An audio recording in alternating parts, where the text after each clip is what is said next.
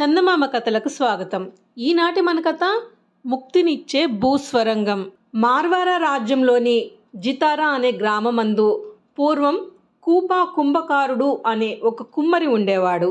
అతడు సజ్జనుడు, భక్తి జ్ఞాన వైరాగ్యాలు కలవాడును.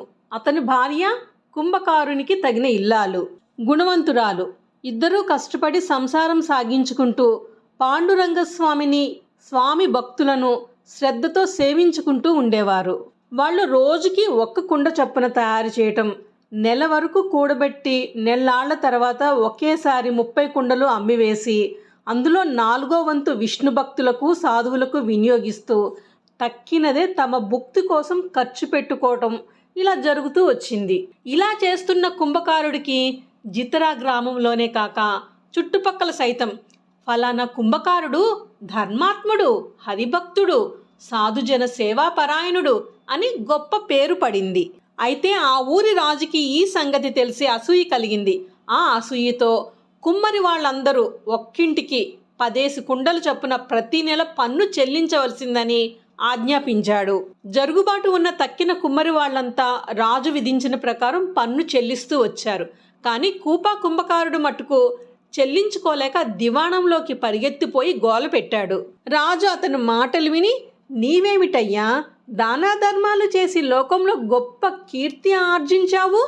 ఎంత ధనికుడువు కాకుంటే నీకింతటి పేరు వస్తుంది?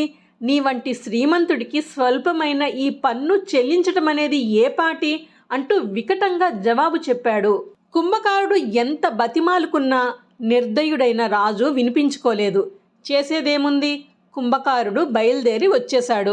తను భార్య కలిసి నాటి నుంచి రెట్టింపుగా పాటుపడసాగారు. ఎంత పాటుపడ్డా నెలకు 30 కుండలు మించి ఏర్పడకపోయేసరికి నిరాశపడ్డారు.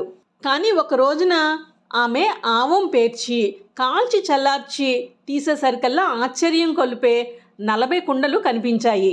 ఇదంతా ఆ పాండురంగని మహత్యమే అని నమ్మి కుంభకారుడు వెనుకటి కంటే ఎక్కువగా స్వామి పూజ, భక్తుల ఆరాధన జరిపిస్తూ దీవాణపు పన్ను 10 కుండలు చెల్లించి వేస్తూ సుఖంగా కాలక్షేపం చేస్తున్నాడు. ఇలా ఉండగా ఒక సాధు బృందం బయలుదేరి వచ్చి జితరా గ్రామంలో విడిది చేసింది. వారు తిన్నగా కుంభకారుడు ఇంటి వద్దకు వచ్చి జై శ్రీరామ్ అంటూ భగవన్నామస్మరణ చేశారు. అప్పుడు లోపల నుంచి కుంభకారుడు, అతని భార్య యువతలికి వచ్చి సాధువులను కూర్చుండబెట్టి కుశల ప్రశ్నలు వేశారు. అందులో ఒక సన్యాసి, అయ్యా భక్తాగ్రేసరా, నేటికి 5-6 రోజులాయే మాకు భోజనాలు లేక. ఈవేళ మీ ఇంట భోజనం చెయ్యాలనే కుతూహలంతో వచ్చాము అన్నాడు. అందుకు కుంభకారుడు, అతని భార్య, భక్తరక్షకుడైన పాండురంగడు మన పాలిట ఉండగా చింత ఎందుకు అన్నారు. వారికి భోజనాలు సమకూర్చడానికి కావలసిన ధనం అప్పు తీసుకువద్దామని ఒక వర్తకుని ఇంటికి వెళ్ళాడు కుంభకారుడు. ఆ వర్తకుడు ఇతనిని చూసి, ఏమిటయ్యా కూపా, ఇదివరకు తీసుకున్న అప్పే తీర్చలేదే, మళ్ళీ కొత్త అప్పు కావాలంటావేమిటయ్యా అంటూ, సరే నాకొక బావి కావాలి, తవ్వటానికి ఒప్పుకుంటావా అని అడిగాడు. కుంభకారుడు అంగీకరించాడు. వెంటనే వర్తకుడు కోరినంత ధనం ఇయ్యగా కుంభకారుడు వస్తుజాలమంతా సమకూర్చుకుని పోయి దిగ్విజయంగా సాధు సమారాధన పూర్తి చేసుకున్నాడు. తర్వాత కుంభకారుడు, అతని భార్య పారా పలుగు పట్టుకుని వర్తకుని వద్దకు వెళ్ళారు. వర్తకుడు స్థలం చూపించగా కుంభకారుడు, అతని భార్య బావి తవ్వన ఆరంభించారు.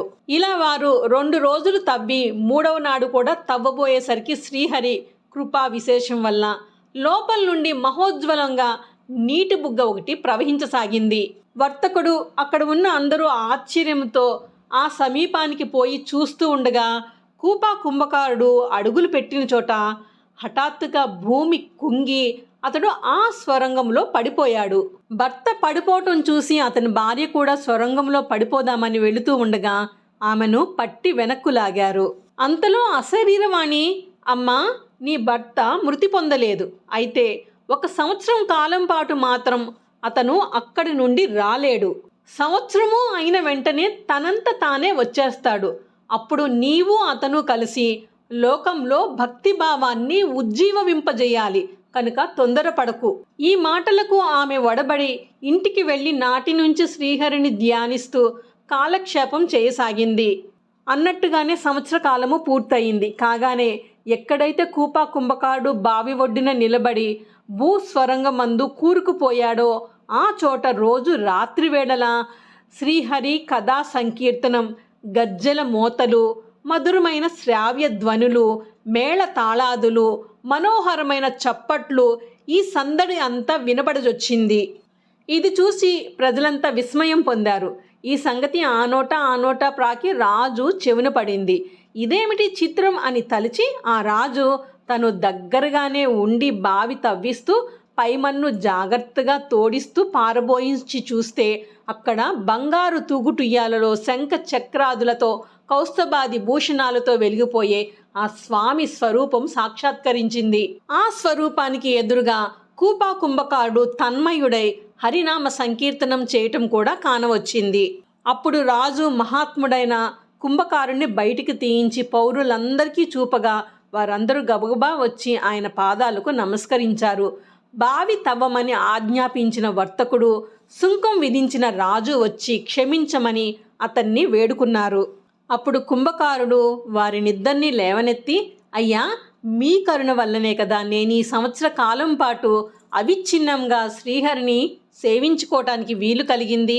ఈ ఫలమంతా మీదే సుమండి అంటూ వారికి తన కృతజ్ఞతను తెలిపాడు. అది మొదలుకొని ఆ ప్రదేశమంతటా ఎన్నో ఆలయాలు వెలిసాయి.